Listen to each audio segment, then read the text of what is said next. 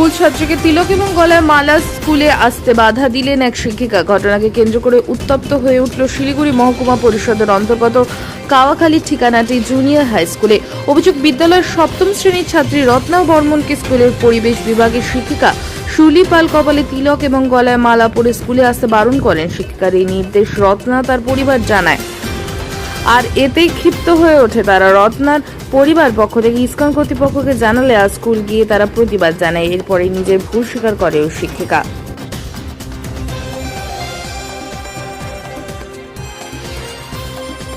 নাম? আমার নাম রত্না বর্মন। কোথায় থাকো? কোন স্কুলে পড়ো? মেডিকেল মোড় জুনিয়র হাই স্কুল। হ্যাঁ, এখন বিষয় হলো যে গতকাল কি ঘটনা ঘটেছিল যার জেরে যে এতজন মানুষ এবং তোমার গার্জিয়ান বাবা মা এবং সকলে এসছে, কি বিষয় হয়েছিল? মানে কি কালকে শুনতেছিলাম তো ম্যাম বললো কি সর্বপ্রথমে আগে জন্মগ্রহণ করেন। তারপরে ম্যাম আমাকে দেখলো, ম্যাম বললো কি কী রে রত্না আজকে আমার তিলক পরে আসছিস? আমি বললাম কি হ্যাঁ ম্যাম।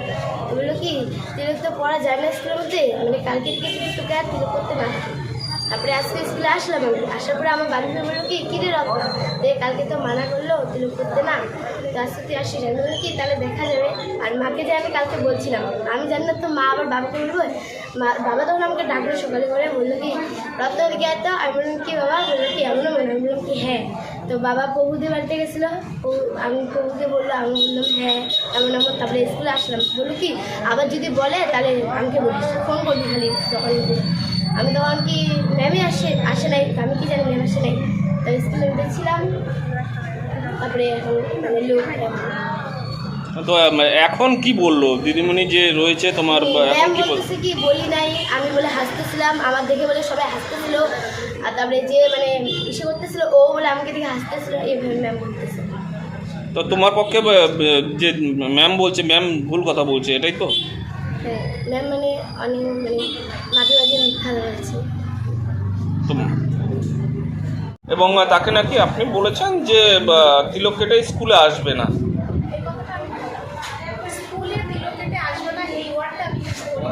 তাহলে বিতর্কটা কেন হলো? সবাই আসলো কেন?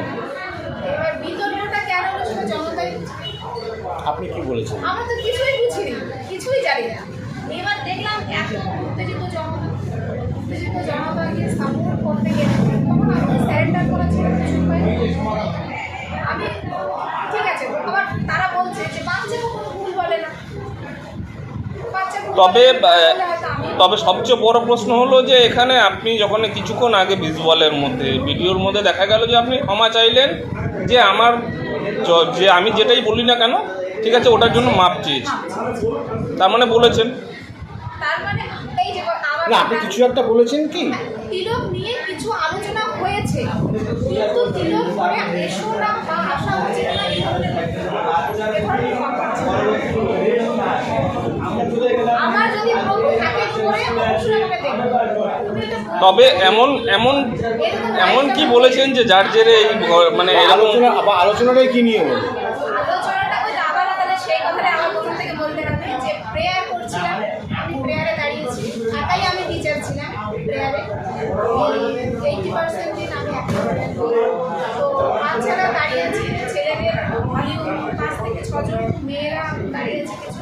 ও কোথায় 3 নম্বরে কি 4 নম্বরে ছিল, তো ও কমেন্ট দেয়, ওকে বলছি রত্না আই কমেন্ট, তো ও হাসছে তাই হাসছিস কেন? অন্য বাচ্চারা বা অন্য বাচ্চারাই বলছে হ্যাঁ ওনা কি দোষ করেছে তো তাই হাসছে, তাহলে হাসার কি আছে? করেছে তো করেছে, ঠাকুরের জিনিস করেছে, এবার ও আসবে না, তাহলে অন্য কেউ আসো। তারপরে হেমা বলে একটা পেয়েছে, বললাম হেমা আয়, ও আসলো। এবার হেমা এসে দাঁড়িয়েছে, তাতেও রত্না নিজেও হাসছে, হেমা এবার ও যেহেতু হাসছে এবার হেমাও হাসছে। বাচ্চাদের ছোট বাচ্চা সাইকোলজিটা বুঝতে হবে, তো আমি টিচার সেখানে আমার কন্ট্রোল করে নেওয়ার উচিত। তো হাসছিস কেন? ও যদি আনইজি ফিল করে, আনইজি ফিল করবে, কিন্তু আমি বলেছি আনইজি ফিল যদি ও করে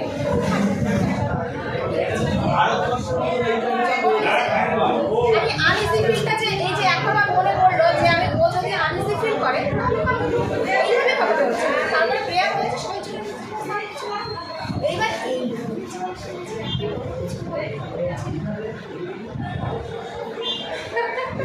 তবে মানে শেষ পর্যন্ত যেটা ক্ষমা চাইলেন, এই ক্ষমা চাওয়ার বিষয়টা কেন আসলো?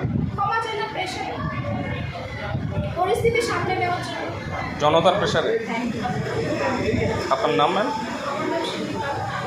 স্কুলের প্রধান শিক্ষিকা। কোথায় শিক্ষিকা না, কিন্তু আমার টিআইসি যে আছে উনি সবাইকে এই কথাটাই বলেন, ম্যাডাম না যদি কেউ এসে জিজ্ঞাসা করে শিউলি ম্যাডামকে, আমাকে এখন আমি প্রচণ্ড রেগে গেছিলাম কোনো একটা কারণে, ম্যাডাম আমি স্কুলের টিআইসি, আপনি আমার অভিভাবক, এর থেকে বড় ডেজিগনেশন আপনাকে আমি দিতে পারবো না।